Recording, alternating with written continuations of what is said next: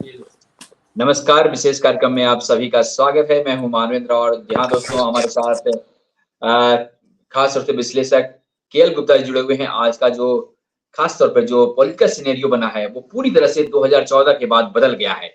हम इसी पर चर्चा करेंगे। आखिर इस पॉलिटिकल सिनेरियो को कैसे देखते हैं केएल गुप्ता जी? केएल गुप्ता जी, आपका बहुत-बहुत स्वागत है। जी, धन्यवाद। आज के परिप्रेक्ष्य में जी, जी। बोलिए, आप बोलिए।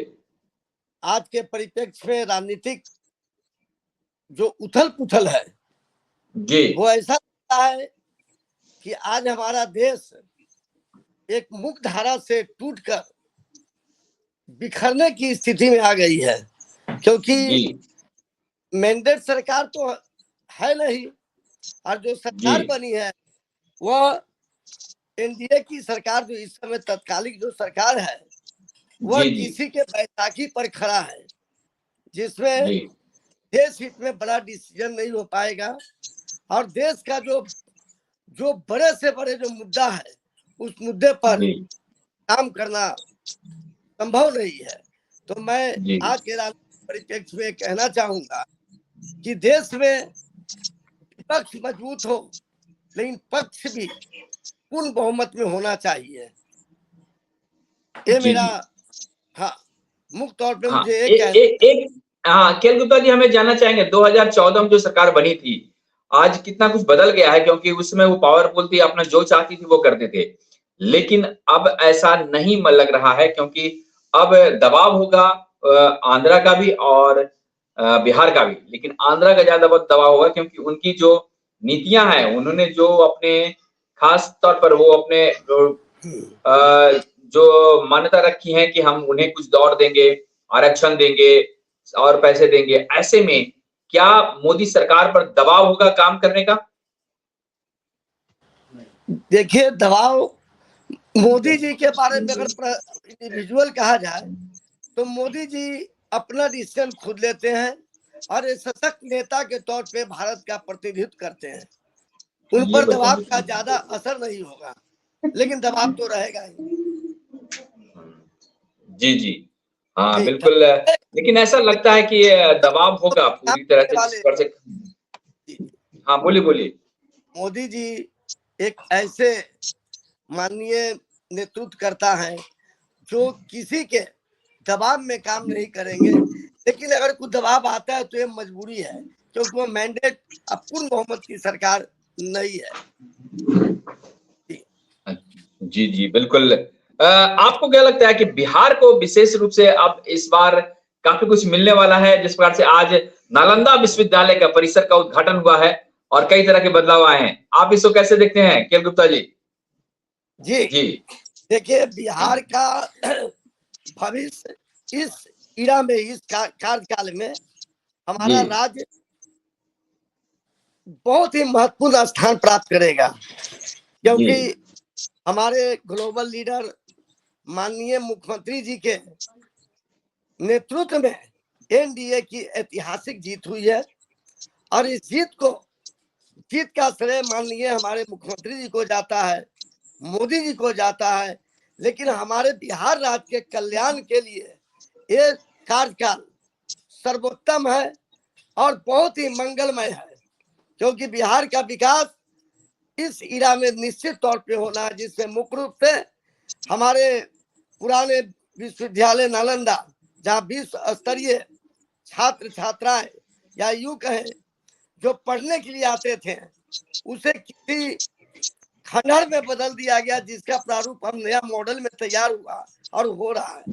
अभी एनडीए की सरकार में हमारे बिहार से 7 मंत्री बनाए गए हैं और सभी काबिले तारीफ है, जिससे मुख्य रूप से देख रहे हैं कि नगर पंचायत मंत्री, तमाम मंत्री मिलजुल करके बिहार के विकास में अपना पूर्ण योगदान देंगे, ऐसी मुझे आशा। जी। एक और सवाल है और हम ये जानना चाहेंगे, युवा नेता, युवा तुर्क के रूप में जाने जाते थे रामकृपाल यादव, इस बार उन्हें झटका लगा है। आप इसको कैसे देखते हैं? देखिए, व्यक्तिगत जीवन में बिहार के माननीय सांसदों में रामकृपाल जी अपना महत्वपूर्ण स्थान रखते हैं। बड़ा इच्छा धर्म, एक दूसरे से मिलने की उनकी अच्छी प्रवृत्ति है। किसी भी काम के लिए आप चल जाए उनके दरबार में तो वो किसी काम के लिए मना नहीं करते, और तन मन से धन से भी बिहार के किसी भी संसदीय क्षेत्र का व्यक्ति हो उनका पूर्ण रूप में सहायता करने वाले में रामकृपाल जी का नाम मैं मुख्य रूप से नंबर 1 पर लेता हूँ।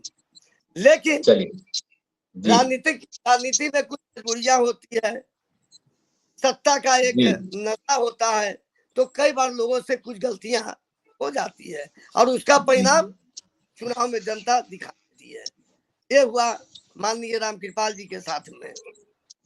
जी जी हम ये जानना चाहेंगे, आपकी एक संस्था है जो काफी काम करती है, सोशल वर्क करती है, आगे क्या कुछ काम कर रहे हैं और कैसे आपने इसकी शुरुआत की थी, या बताइए अपनी संस्था का नाम भी बताइए। देखिए, पहली मैं तो फर्स्ट बार संस्था से जुड़ा था, बीर अब्दुल हमीद फाउंडेशन, जो 1965 के भारत पाक युद्ध के जवाज सिपाही बीर अब्दुल साहब के नाम से स्थापित है। उसमें जुड़ने के बाद हमने कई तरह का अनुभव किया और उसमें जो काम करने का मुख्य धारा था, हिंदू मुस्लिम सिख ईसाई सभी कौम का, सर्व धर्म के लोगों का उसमें सामाजिक न्याय, शिक्षा में भागीदारी, स्वास्थ्य के प्रति सजग करने का काम अभी तक करते आ रहे हैं। और 1 जुलाई को बीर अब्दुल साहब की जयंती भी सुल्तानपुर के अपने प्रशासनिक कार्यालय में मनाएंगे। और दूसरी मेरी जो संस्था है जो राष्ट्र हित में समर्पित है, माँ कौशल्या देवी फाउंडेशन, उसके द्वारा हम एक प्रकल्प में काम करते हैं जिसमें बेजुबानों की आवाज, आज जैसा कि आप देखते होंगे माननीय महोदय कि मनुष्य के लिए हर जगह भंडारा, शुद्ध जल, शरबत की व्यवस्था की जाती है और किया जा रहा है। में चप्पे चप्पे में आप जाते होंगे तो देखते होंगे हर जगह प्रसाद वितरण हो रहा है, भंडारा लग रहा है, लेकिन उन बेजुबान जानवर जो पेड़ों पर रहता है, जंगलों में रहता है, उनके लिए एक मंगलवार के दिन निर्धारित है कि मंगलवार को बंदरों को केला खिलाएंगे। क्या प्रत्येक दिन भूख नहीं लगती है? तो इस पर मैं अपने सहयोगी, अपने कल्याण मित्र श्री जीत तंवर जी के साथ मैं अभ्यारण्यों में जाके जो भी जंगली जानवर है, हनुमान जी, गिलहरी, कौवा या जो भी हमारे हैं, जो हमारे विश्व हमारे अद्भुत कीर्ति है, उनको उनका भोजन प्रदान करते हैं, पानी प्रदान करते हैं, लेकिन कोई दिखावा के तौर पे नहीं, सहे दिल। ये लगता है कि आज के डेट में आप भारत के राज्यों में जाए, सब पहाड़ों पर, मैं झारखंड गया, बिहार जाता हूँ, साउथ जाता हूँ, देखता हूँ कि जंगलों में बेसुध जानवरों की हालत यह है कि वो कंकाल रूप ले चुका है, भूख से मर रहे हैं, प्यास से मर रहे हैं। सरकार की अरबों का फंड है, लेकिन सरकार के मंशा साफ नहीं है। झारखंड में 2 दाना चना पे व्यापार चल रहा है बंदरों के द्वारा फोटो खिंचाने का। 2 दाना चने के लिए बंदर हाथ पर कंधे पर आता है। ये बड़ा ही भारत के लिए दुर्भाग्य की बात है।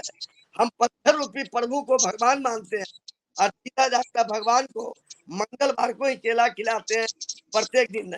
इस पर लगातार काम और आगे भी करते रहेंगे।